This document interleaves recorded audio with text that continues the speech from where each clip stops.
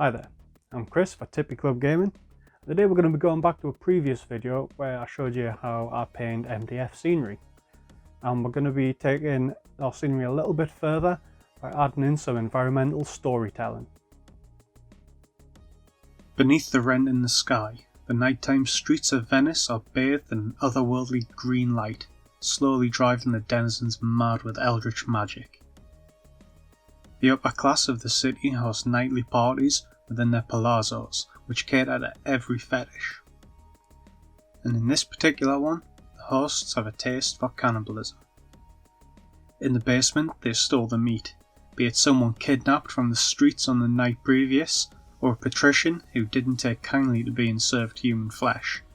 There's something for every taste around these canals. Environmental storytelling creates a snapshot of the location story in your game.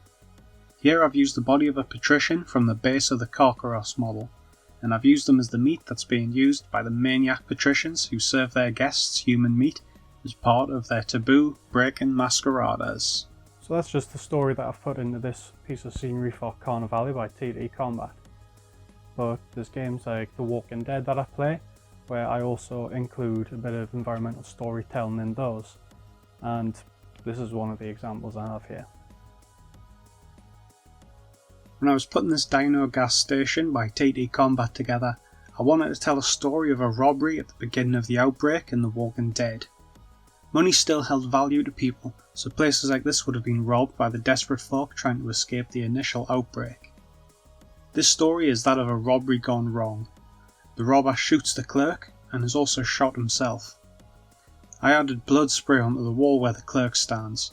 On the floor, I've added a little print-offs of dollar bills and stuck into the floor, and I've also splashed some blood over them too.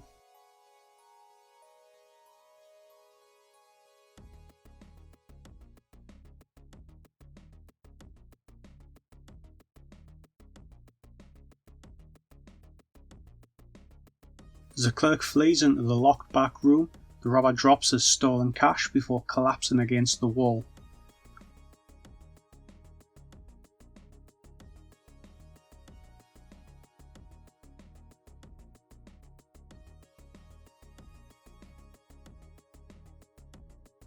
Both of them succumb to their injuries and both come back as walkers, trapped in the rooms they've died in. When I use this building in my games, I always place the walkers in these positions to continue that little narrative. I also litter the area with print-offs of magazines, comics and boxes of food, things that would be in the store naturally, and it also gives the building a reason to be checked in-game. The survivors would be looking at these buildings as key resources for food and clean water at the beginning of the outbreak.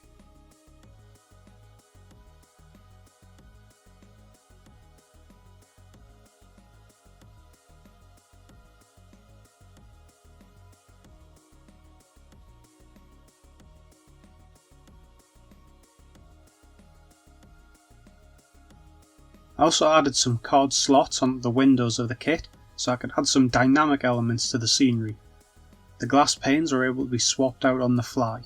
In The Walking Dead, I give them the smash rule for walkers breaking through them and have the player able to shoot them out.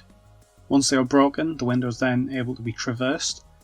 This keeps the scenery able to evolve mid-game, and it's a lot easier to swap out when not holding the camera.